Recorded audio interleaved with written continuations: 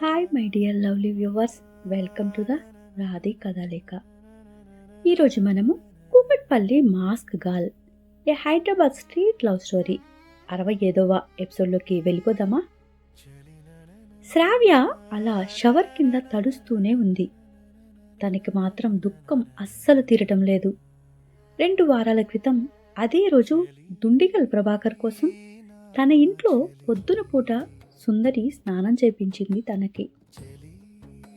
అప్పుడు కూడా శ్రావ్య ఇలాగే మౌనంగా తన శరీరం తనకి ఎటువంటి సంబంధం లేనిది అన్నట్లుగా అలాగే నిలబడిపోయి ఉంది. ఆమెను ఒక బొమ్మలాగా నిలబెట్టింది సుందరి. ఈరోజు నీ ఒంటిలో మా మామ పండగ చేసుకోవాలి, నీ ఒంటితో. వాడు నీ ఒంటితో ఎంత సుఖపడతాడో అంత సుఖపెట్టుతానని. నువ్వు వాడికి కాదు కూడదు అని అడ్డు తిరిగావనుకో, ఇక నీ ఇష్టం. నీ ఇంట్లో ఉండటానికి నీకు చోటు కూడా ఉండదు. ఇదిగో ఈ నిగనిగలాడే ఒళ్ళు ఉంది చూసావో, దీనిని చూసేవాడే నిన్ను కోరుకుంటున్నాడు. మేము కూడా నీకు ఇక్కడ ఎందుకు ఉంచుకుంటున్నాం అనుకుంటున్నావు? నీకున్న ఈ తెల్ల తోలు చూసే.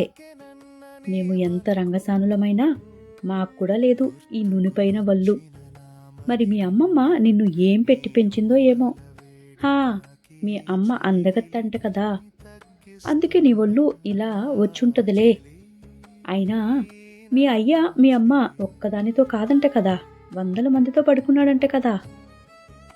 మరి మీ అమ్మతో పడుకున్నప్పుడు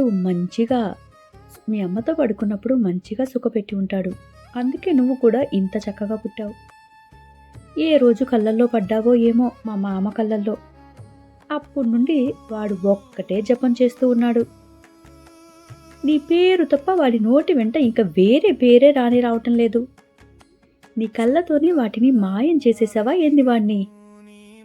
ఏంటి అని శ్రావ్య చుట్టూ చూస్తూ అడిగింది సుందరి. శ్రావ్య ఒక్కసారిగా తన కళ్ళని మొదటిసారిగా కోపంగా చూసింది సుందరి వైపు. ఇదిగో ఇదిగో ఇదిగో, ఈ కళ్ళకే నేను చెప్పింది. ఈ కళ్ళు చూడు, ఆ కళ్ళు చూడు, తల్లో తల్లో తల్లో, నాకే దిమ్మ రేగిపోతుంది నువ్వు అలా చూస్తే. మరి నా మామకి ఎలా ఉంటుంది చెప్పు? సర్లే, నేను త్వరగా వెళ్ళి రూమ్ రెడీ చేస్తాను. ఏం చేస్తావో ఏమో, నువ్వేమో సవతివి నాకయ్యావు, మీ అమ్మేమో మా అమ్మకి సవతైపోయింది. అయినా కూడా తప్పటం లేదు. మా మామ కోసం నీ మంచం సిద్ధం చేయాల్సిందే కదా అంటూ సుందరి తన జడని వయ్యారంగా తిప్పుకుంటూ, ఒసే రత్తాలు, మంచం నిండా మల్లెపూలతో అలంకరించావా లేదా అనుకుంటూ లోపలికి వెళ్ళిపోయింది. రంగనాయకి ఇంటి నుండి వచ్చిన కొంతమంది అమ్మాయిలు శ్రావ్యకు నలుగు పెట్టి స్నానం ముగించేసి ఇక ఆమె అలాగే బొమ్మలాగా కూర్చొని ఉంటే ఆమె జుట్టుకి సాంబ్రాణి వేస్తున్నారు. శ్రావ్య అలాగే మౌనంగా కూర్చుని ఉంది. ఈ శరీరం ఎన్ని రోజులకు ఇలా నిర్జీవంగా ఉంటుంది? ఈరోజు నాకు ఇష్టం లేని ఆ ప్రభాకర్తో నేను పడుకోవటానికా అని మనసులో అనుకుంటూ ఉంది. అప్పుడే తన స్నేహితురాలు పొద్దున ఏటిగట్టు దగ్గర మాట్లాడిన మాటలు గుర్తుకు వచ్చాయి. ఒసేయ్, ఆ దుండిగల్ ప్రభాకర్తో నువ్వు ఉండటం కంటే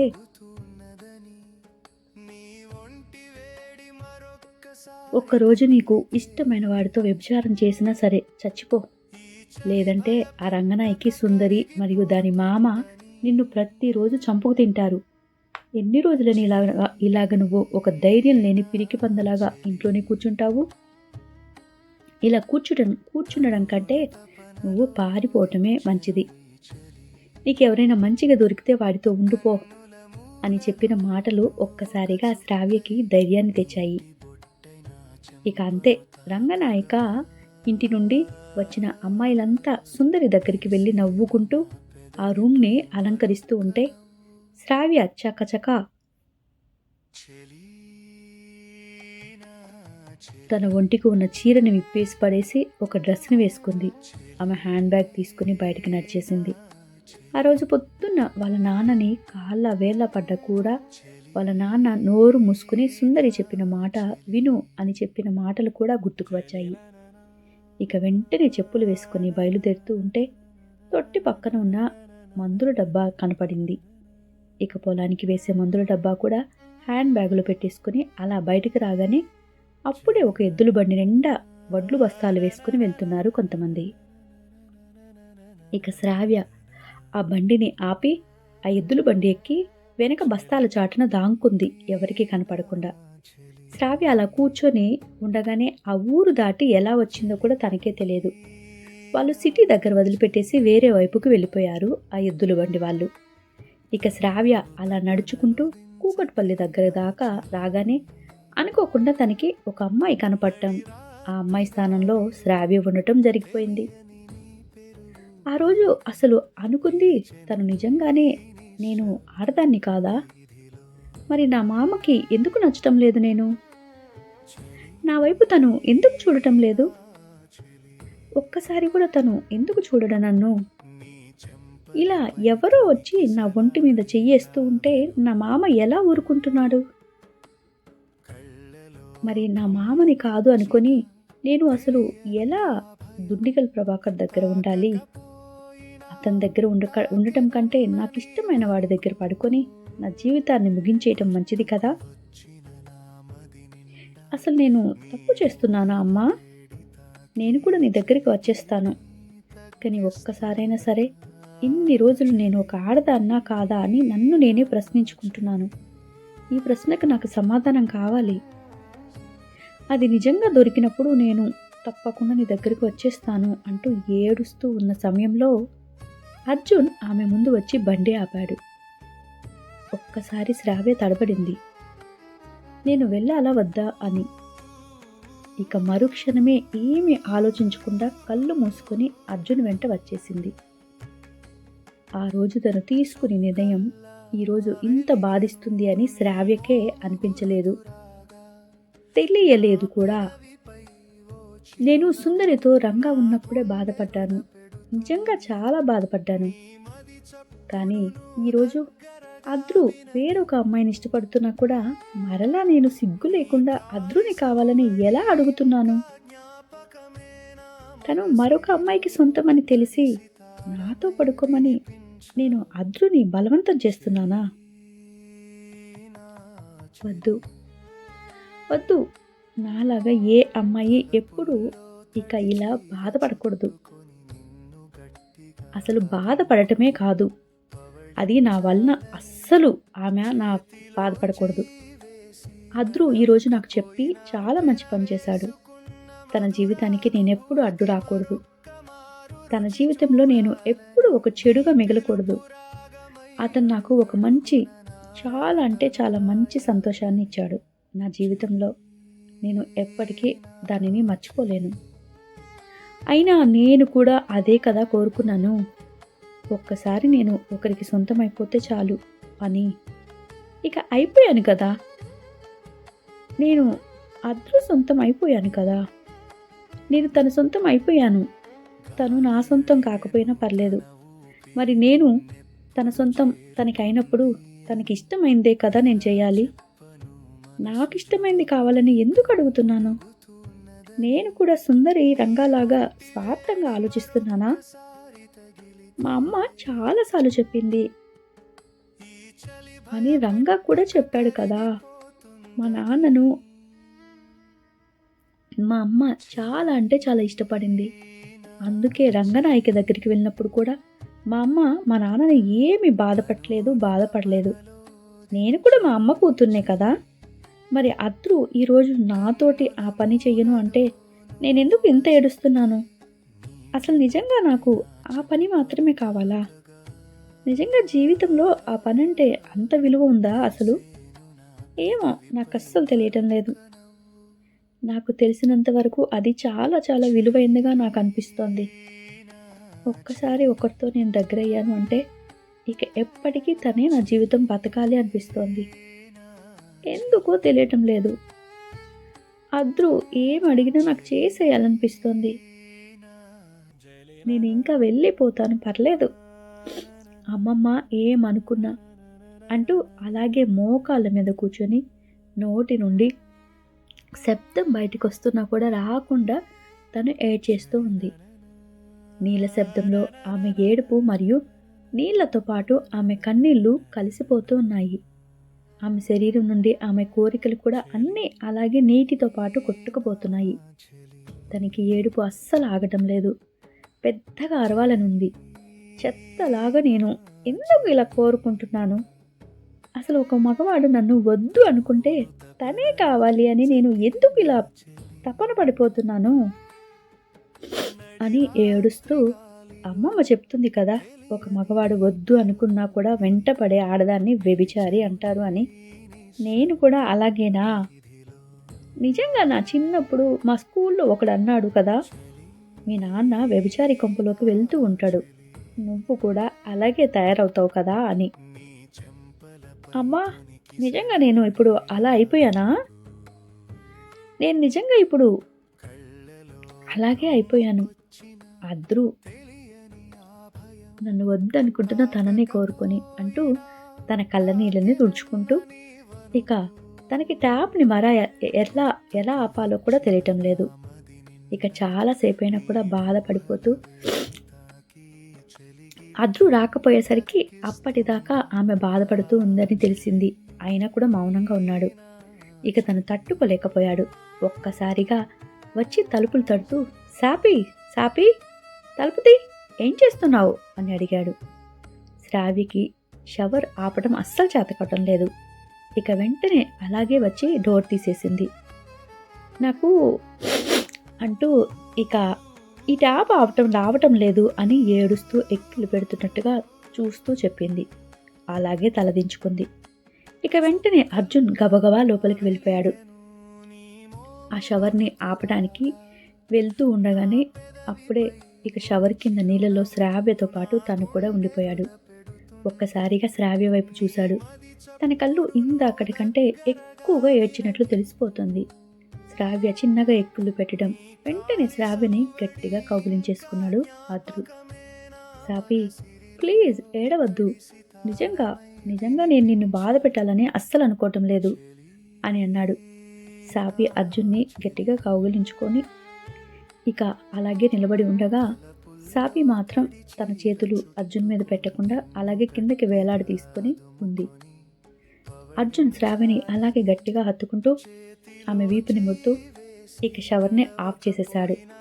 జాగ్రత్తగా వాష్రూమ్ నుండి బయటకు తీసుకువచ్చాడు సాపిని. తనకి ఒక టవల్ తోటి ఆమె తలను తుడుచుకోమని చెప్పాడు.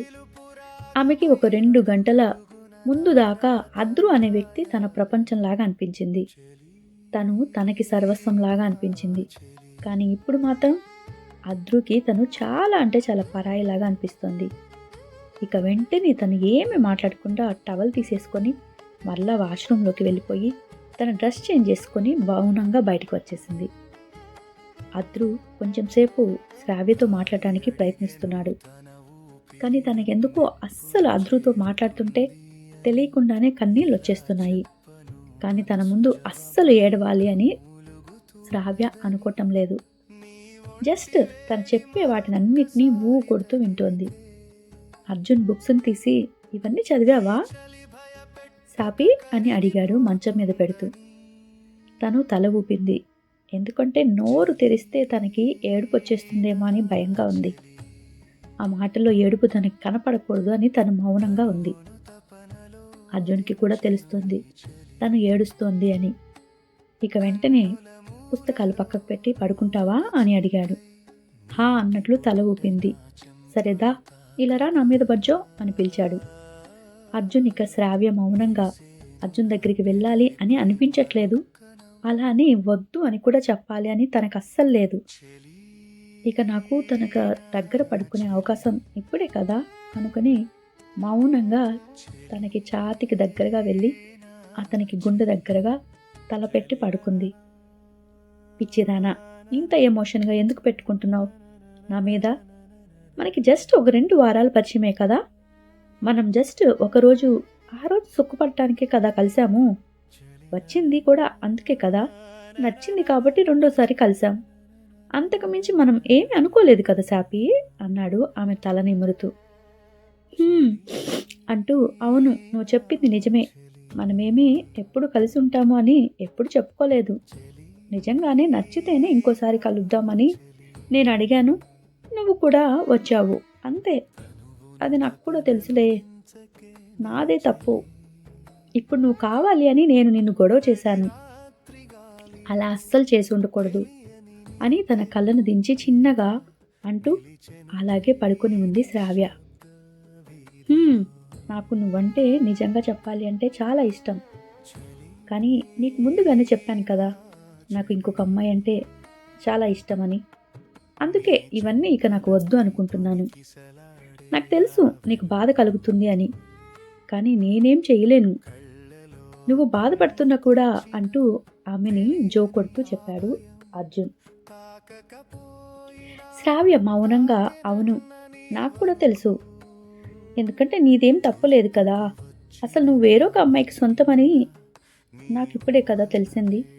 నాకు కూడా ఇష్టం లేదు నువ్వు వేరొక అమ్మాయికి సొంతం అయిపోతే నాతో ఉండటం. నువ్వు ఆ అమ్మాయితోటి బ్రేకప్ చెప్పావేమో, అమ్మాయికి నీకు ఇంక సంబంధం ఉండదు అనుకున్నాను. అలా అనుకుని ఇక నువ్వు ఎవరి సొంతం కాదు కదా అనుకుని నేను నీకు సొంతం అయిపోయేదాం అనుకున్నాను, అంతే" అని చెప్పింది శ్రావ్య. "అవును, నిజంగా చెప్పాలంటే నేను ఎవరికీ సొంతం కాదు ఇప్పుడు. ఆ అమ్మాయి కూడా నా సొంతమేం కాదు. అసలు నాకు ఎవ్వరి సొంతం వద్దు. నేను ఎవరికీ సొంతం కాదు, వద్దు కూడా. అసలు ఈ అమ్మాయిలు ఇలాంటి గొడవలే వద్దు అనుకుంటున్నాను. ఇదిగో ఇలాంటి రిలేషన్షిప్స్ అస్సలు వద్దు నాకు. జస్ట్ ఒకరోజు బాడీ కోరుకుంది, సంతోషపడ్డామా, వెళ్ళిపోయామా, అంతే. నిజం చెప్పాలి అంటే నేను నిజంగా చాలా అంటే చాలా సాటిస్ఫై అయ్యాను నీ దగ్గర. కానీ ఎమోషనల్గా మాత్రం ప్లీజ్ నేను ఎవ్వరికీ దగ్గర అవ్వాలి అని అనుకోవటం లేదు. నిజం చెప్పాలి అంటే అమ్మాయిని కూడా నేను పూర్తిగా మర్చిపోవడానికి ప్రయత్నం చేస్తూనే ఉన్నాను. కానీ ప్రయత్నించటం కాదు, ఆల్మోస్ట్ ప్రయత్నం చేసేసాను కూడా.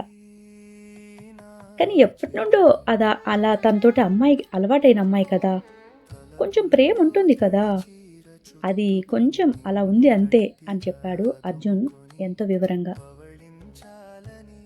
శ్రావ్య అలాగే అర్జున్ మాటల్ని వింటూ కళ్ళు మూసుకొని పడుకుని పోయింది. అర్జున్ కూడా అలాగే ఆమెను వీపుని ముత్తు జస్ట్ కొంచెం కళ్ళు మూసుకోగానే తనకి ఫోన్ వచ్చింది. ఫోన్ చూసి తన ఫోన్ని కట్ చేశాడు. ఇక సైలెంట్లో పెట్టేసి పడుకుందాం అనుకునే లోపల తనకి మరలా అదే నంబర్ నుండి మెసేజ్ వచ్చింది. ఇక మొబైల్ తీసుకుని మెసేజ్ ఓపెన్ చేశాడు. ఆ మెసేజ్ చూశాక అర్జున్ మొహం ఒక్కసారిగా మాడిపోయింది. ఇక వెంటనే శ్రావ్యని జాగ్రత్తగా పక్కకు పడుకోబెట్టి తను ఇయర్ బడ్స్ పెట్టుకొని ఆ మొబైల్లో ఉన్న వీడియోని చూశాడు. ఒక్కసారిగా అర్జున్ మంచం మీద నుండి పక్కకి లేచేసి బాల్కనీలోకి వెళ్ళి కాల్ చేసి మాట్లాడాడు. చాలా అంటే చాలా పెద్ద పెద్దగా అరుస్తున్నాడు అర్జున్ ఫోన్లో. చివరికి కోపంతో పక్కన ఉన్న ఫ్లవర్ పాట్ని విసిరి కొట్టాడు. ఆ శబ్దానికి ఒక్కసారిగా ఉలిక్కి పడుతూ శ్రావ్య లేచింది. "ఏమైంది అద్రు, ఏమైంది?" అంటూ త్వరగా పరిగెత్తుకొని అర్జున్ దగ్గరికి వచ్చింది. తను గోడకి కొట్టుకున్నప్పుడు అతని చెయ్యి కూడా కొంచెం కట్ అయిపోయింది. శ్రావ్య ఆ చేతిని చూసి అల్లాడిపోయింది. అద్రు అద్రు నీ చేతికి బ్లడ్ వస్తుంది" అంటూ చిన్న పిల్లలాగా ఏడవటం మొదలుపెట్టేసింది. అర్జున్ తన చేతిని విదిలిస్తూ "నాకేం కాలేదు, నువ్వు వెళ్ళి పడుకోపో" అని అరిచాడు. శ్రావ్య అస్సలు వినటం లేదు. తన చేతిని పట్టుకోవటానికి ప్రయత్నిస్తూనే ఉంది. అర్జున్ తన మీద కోపంతో అలా చేస్తున్నాడేమో అని శ్రావ్య అర్జున్ని చూస్తూ తెగ అల్లాడిపోతుంది. అతని చేతికి ఉన్న రక్తం చూస్తే ఆమెకి మనసంతా ఏదోలా అయిపోతుంది. "హే, నీకు చెప్తుంటే ఒకసారి అర్థం కావటం లేదా?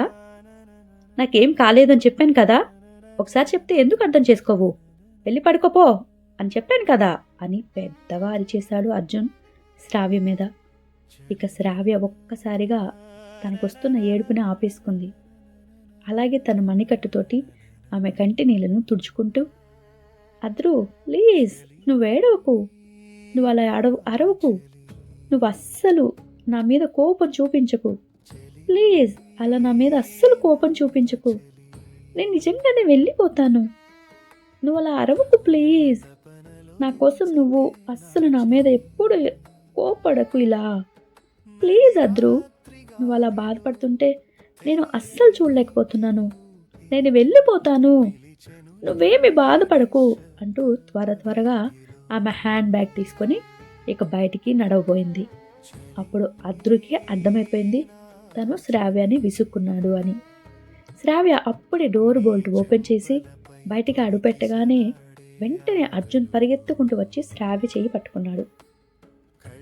శ్రావ్య, అద్రు ప్లీజ్ నేను వెళ్ళిపోతాను, నువ్వు నిజంగా ఇంకెప్పుడు ఇలా బాధపడకు, నేను అస్సలు తట్టుకోలేను, నా వలన ఎవరైనా బాధపడితే నాకు అస్సలు నచ్చదు, ప్లీజ్ నేను ఇంకెప్పుడు నిన్ను ఏమి అడగను, నువ్వు నాకు ముద్దు కూడా పెట్టక్కర్లేదు, నేను ఎప్పుడు నిన్ను ఏమి అడగను, కానీ ఇలాగే ఎప్పుడు ప్లీజ్ చేసుకోవద్దు అంటూ వెళ్ళటానికి ముందుకు నడుస్తూ ఉంది శ్రావ్య. ప్లీజ్ సాపి, నన్ను క్షమించు, దయచేసి లోపలికి రావా, నేను నిన్ను కోప్పడలేదు, ప్లీజ్ లోపలికి రా అని రిక్వెస్ట్ చేస్తున్నాడు అర్జున్. పర్లేదు అద్రు, నేనేమి బాధపడి వెళ్ళటం లేదు, నేను నిజంగానే చాలా అంటే చాలా ఆలోచించుకున్నాను, మన ఇద్దరికి మంచి జరగాలనే వెళ్తున్నాను, నువ్వేమి బాధపడకు, ప్లీజ్ ఇలా అస్సలు కోప్పడకు ఇంకెప్పుడు అని అంది శ్రావ్య భయంగా అర్జున్ వైపు చూస్తూ. వెంటనే అర్జున్ శ్రావ్యని గట్టిగా హత్తుకొని, ప్లీజ్ నన్ను వదిలి వెళ్ళొద్దు, ఎప్పుడైనా సరే నేను కోపంగా అర్జున కూడా నన్ను భరిస్తావు కదా అని శ్రావ్యని అర్థమయ్యేలా చెప్పడానికి అర్జున్ ప్రయత్నిస్తూ అడుగుతున్నాడు.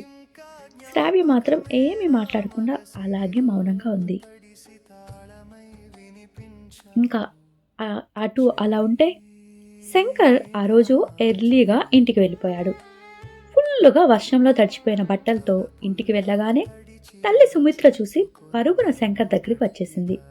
అరెరే, ఇంతగా తడిచిపోయావు, ఎందుకు ఎప్పుడు ఇలా మూర్ఖుల్లా చేస్తావు, వర్షం వస్తే ఎక్కడైనా ఆగొచ్చు కదా, ఇలా ఎలా తడిచావు, అయినా కూడా నువ్వు అంటూ టవల్ తీసుకుని శంకర్ తలను తుడుస్తూ ఉంది ఆమె. అబ్బా అమ్మా, నీకన్నిటికీ హడావుడే, తడిస్తే ఏమైపోతుంది చెప్పు, ఇదిగో నువ్వు ఇలా తల తుడిస్తే ఆరిపోతుంది కదా, ఈ మాత్రం దానికి ఓ కంగారు పడిపోతావు అంటూ శంకర్ వాళ్ళ అమ్మ కంగారుని చూసి, అయినా నీకు నీ కొడుకు మరియు నీ మొగుడు ఇద్దరు పోలీస్ డ్యూటీలో ఉన్నవాళ్లే, నువ్వే ఇంత పిరికి పందలా ఉంటే ఎట్లా చెప్పు అని అన్నాడు వాళ్ళ అమ్మ 2 చేతులు పట్టుకొని నవ్వుతూ. రే మొద్దు, మీ అయ్యా నువ్వు ఇద్దరు పోలీసులైనా సరే మీరిద్దరూ నాకు 2 కళ్ళు లాంటి వాళ్ళురా, చిన్న నలత పడినా కూడా నేను అస్సలు తట్టుకోలేను, నాకు మీరిద్దరూ ఏ చిన్న బాధ కలిగినా లేదంటే ఏదైనా చిన్న ప్రాబ్లం వస్తుంది అనుకుంటే నేను సహించలేను, మీరు పోలీసులు చదివారేమో, నేను కాదయ్యా, నేను మా ఊర్లో పుట్టి పెరిగింది నేనయ్యా, నీకు భయం ఉన్నా లేకపోయినా నాకు భయం ఉంటుంది, ఇదిగో పొద్దున్నే జలుబు చేస్తే నేనే కదా అల్లాడాలి, మళ్ళా అది తినను ఇది తినను అని గొడవ చేస్తావు, నీ పెళ్ళం ఎక్కడ ఉందో కానీ కొంచెం దాన్ని ఇచ్చి నీకు 3 ముళ్ళు వేసేస్తే ఇక నా పని అయిపోతుంది, నీకు కావలసినవన్నీ ఆమె చూసుకుంటుంది అనుకుంటే నువ్వేమో ఒక పట్టాన ససేమేరా అంటున్నావు, కొంచెం నేను వెతికి వాళ్ళు కాకపోయినా కనీసం నువ్వెవరైనా ఇష్టపడితే ఆ పిల్ల పేరైనా చెప్పురా, ఆ పిల్లనైనా ఇచ్చి పెళ్లి చేస్తా అని అంది ఆమె. అమ్మా సుమిత్ర, నీ కొడుకేమైనా రాముడు అనుకుంటున్నావా ఏంటి, ఒక్కసారి చూడగానే సీత కోరుకున్నట్లు నన్ను ఏ పిల్లైనా చూసి ఇట్టే మోహించటానికి, నేను రావణుడిని, అందరి పిల్లల దృష్టిలో నేను రావణాసుల్లాగే కనపడతాను, ఇంకా నీ పిల్ల అయినా ఏ పిల్లైనా సరే నన్ను చూసి ఎట్టా ఇష్టపడుతుంది అనుకుంటున్నావు, ఇదిగో ఇందాకే ఒక పిల్ల నచ్చేసింది నాకు, నచ్చక నచ్చింది కదా అని దగ్గరికి వెళ్ళి మాట్లాడుకుందాం అనుకున్నా, అలా మాట్లాడుకుందాం అనుకుంటే ఆ పిల్ల ఏం చేసిందో తెలుసా, కళ్ళల్లో కారపొడి కొడతాను అని చెప్పింది అని 1 నిమిషం శ్రావ్యని తన కళ్ళ ముందు ఊహించేసుకొని నవ్వేశాడు శంకర్. శంకర్ అలా నవ్వగానే వెంటనే సుమిత్ర తన కొడుకు మొహంలో నవ్వును చూసి చాలా రోజుల తర్వాత చూసింది ఆమె ఇంత నవ్వటం. ఏంట్రా నీ కళ్ళల్లో కారపొడి కొడుతుందా, ఎవర్రా అది, ఆ పిల్ల ఇంత ధైర్యవంతురాలా ఏంటి పోలీస్ ఇన్స్పెక్టర్ కళ్ళల్లోనే కారం కొడుతారంటుందా అంటూ కస్సును లేచింది. కానీ ఆమెకి శంకర్ మొహం చూస్తుంటే చాలా అంటే చాలా సంతోషంగా అనిపించింది. అలా మనస్ఫూర్తిగా నవ్వటం చాలా అంటే చాలా ఆమె అలాగే శంకర్ని చూస్తూ ఉండిపోతే అప్పుడే అక్కడికి కమిషనర్ వచ్చాడు. ఏంటి అమ్మ కొడుకులేంటో ఇంతగా నవ్వుతున్నారు? అందుకేనా బయట వర్షం అంత పెద్దగా ఉన్నపాటుగా కురుస్తోంది అన్నాడు. హాయ్ గైస్, ఈ రోజుతోటి ఈ 2 ఎపిసోడ్స్ అయిపోయినాయి. మీకు నచ్చాయా అని అనుకుంటున్నాను. శ్రావ్యది మీకు బోర్గా ఉందా? బోర్గా ఉంటే చెప్పండి, పర్లేదు. ఇలాంటి సెంటిమెంట్ సీన్స్ని కట్ చేసి పడేద్దాం. ఏడుపులు అవన్నీ ఎటు లైఫ్లో ఉంటూనే ఉంటాయి కదా, కనీసం ఇలాంటి సీరియల్స్ అయినా లేకుండా చేసుకుందాం. ఓకే గైస్, తిరిగి నెక్స్ట్ ఎపిసోడ్లో కలిసేంత వరకు నా కొత్త ఛానల్ బుజ్జి తల్లి అని ఉంది కదా, దాంట్లో కూడా ఒక కొత్త సిరీస్ ఇస్తున్నాను, దానిని కూడా చూడటం మర్చిపోకండి. ఇక నెక్స్ట్ ఎపిసోడ్ కోసం ఇలాగే ఎదురు చూస్తూ ఉండండి. నా శశాంక్లో కార్టూన్ స్టోరీ కూడా ఇచ్చాను, పెర్నీ అండ్ ఫ్రెండ్స్, అది కూడా చూసేయండి. మీకు పిల్లలుంటే పిల్లలకి, లేదంటే మీ గర్ల్ ఫ్రెండ్స్కి, మీ బాయ్ ఫ్రెండ్స్కి చూపించి నవ్వుకోండి, ఎంజాయ్ చేయండి. ఓకే గాయస్, నెక్స్ట్ ఎపిసోడ్లో తిరిగి కలుద్దాం. బాయ్.